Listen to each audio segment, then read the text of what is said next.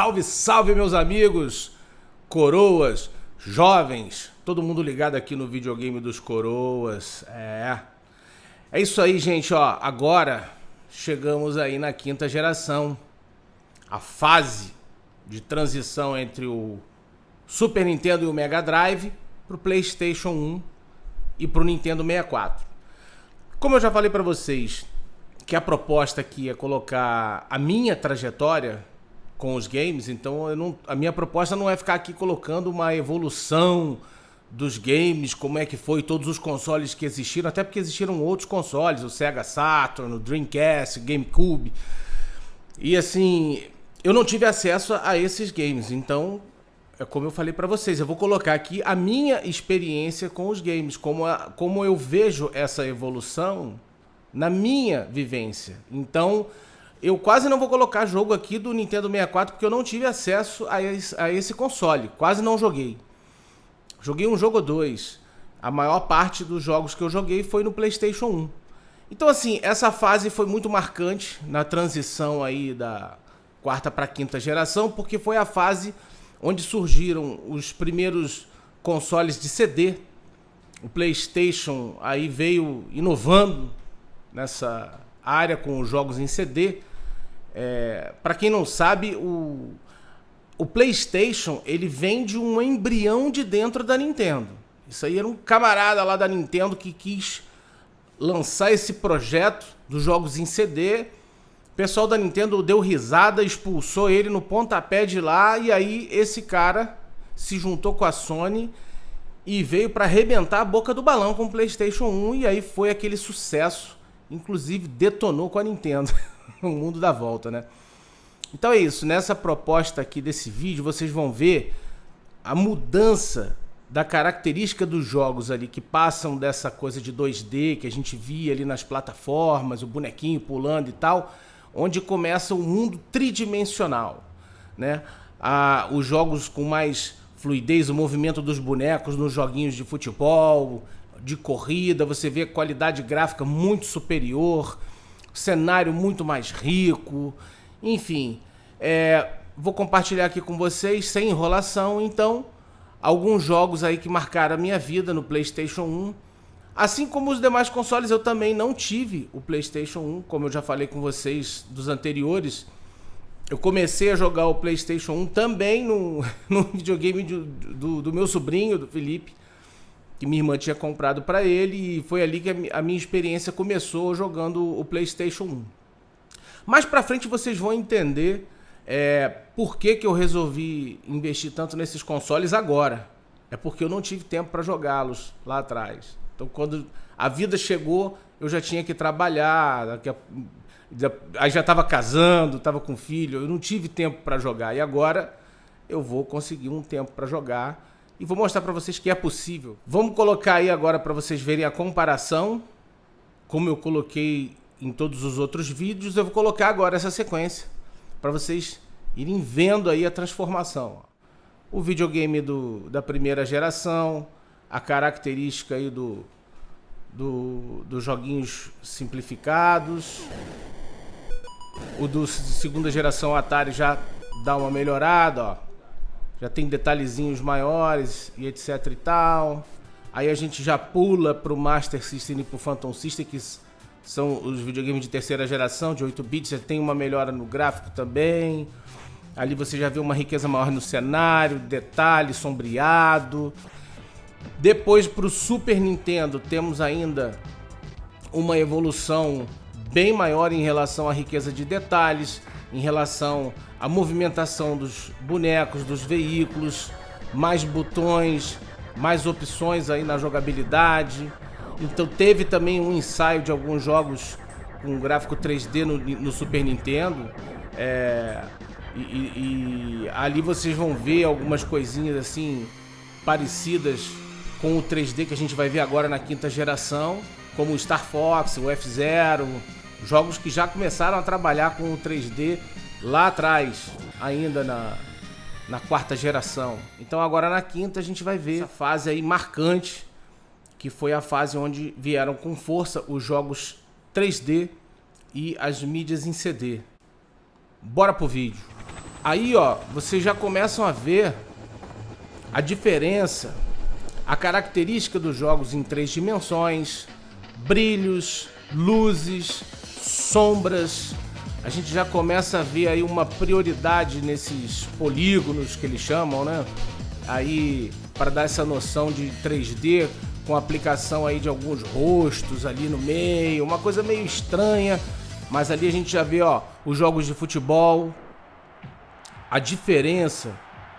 Vejam a diferença dos jogos de futebol, do videogame, do Super Nintendo, do Mega Drive, como é que eram os movimentos aí dos bonecos, o passe de bola, a fluidez do jogo, ó. E aí a gente passa pro PlayStation e olha a diferença da movimentação dos jogadores, da bola, o replay, a quantidade de opções que se tem nas jogadas, toque em profundidade, mais botões nos controles, mais opções de criação de jogada, construção de estratégia de ataque, enfim, a gente já vai mudando aí a característica desses jogos.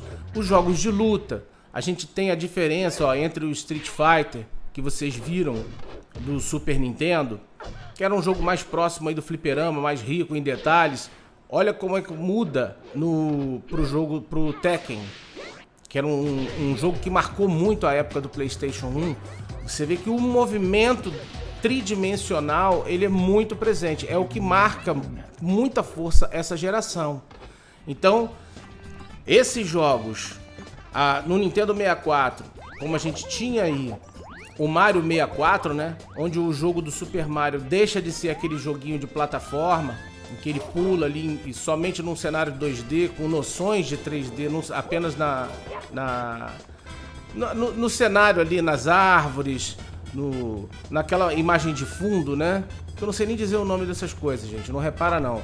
Mas ali você já viu o Super Mario entrando, né, no mundo 3D, entrando dentro do quadro, a fase dentro dos quadros de arte, ele pulando ali para achar o boneco, num mundo 3D mesmo, com total liberdade de movimentação do personagem. Então essa é uma característica marcante dessa geração, que foi do PlayStation, do Nintendo 64. Aí a gente vê também a diferença dos jogos de nave. Olha os joguinhos que tinha aí, ó. Olha como é que era o Super R-Type, por exemplo, que eu coloquei para vocês do Super Nintendo, e a gente já vê um Gradius agora do PlayStation 1. Então se liguem aí na diferença, na qualidade gráfica, na riqueza de detalhes, trabalho com luzes e sombras, noção de profundidade, cenários girando, é uma coisa linda, né? A gente já tem uma mudança significativa aí também. E fora isso, os jogos de corrida, olhem aí, cara, como é que eram os jogos de corrida do Super Nintendo e do Mega Drive, que eu coloquei no último vídeo. E aí a gente tem a chegada do Gran Turismo no PlayStation. Então, pô, é uma diferença absurda, né? Então, assim, o detalhe dos carros, a forma que você dirige, acelera, a noção de sensibilidade do controle, melhorou tudo, muita coisa. Então, foram esses jogos assim que eu tive mais experiência aí com o PlayStation 1. Driver também foi um jogo muito interessante, que eu joguei, um jogo de mundo aberto ou semi-aberto, como algumas pessoas dizem, aquele mundo onde você explora o cenário em vários locais, uma cidade, em que você entra no mapa. Ali acho que é um mundo semi-aberto, né? Não é nem um mundo aberto, enfim, eu não sei muito a linguagem que essa galera usa para definir esses jogos não. Mas foi um jogo diferente também, que me marcou bastante. E é óbvio, né? O Tony Hawk. Eu que já andei de skate a minha infância, né? A minha adolescência. E aproveitei e curti muito esse jogo do Tony Hawk. Inclusive eu conheci esse jogo no Nintendo 64. Aqueles caras que alugavam na lojinha ali um espaço, 10 minutos, tantos reais para você jogar. Então foi ali que eu joguei pela primeira vez o jogo de skate. Eu fiquei fascinado, alucinado, dando flip, 540 na pista. E eu ficava horas jogando esse jogo de skate aí do Nintendo 64 e do PlayStation 1. Depois eu vim jogar o Tony Hawk Pro Skater 2. O famoso, aquele do avião, do helicóptero dentro do hangar. enfim. Então teve muitas mudanças aí marcantes da quarta para a quinta geração, como vocês puderam ver, e fazer a comparação, né? Analisando e vendo como o mundo dos jogos foi evoluindo. Então é isso.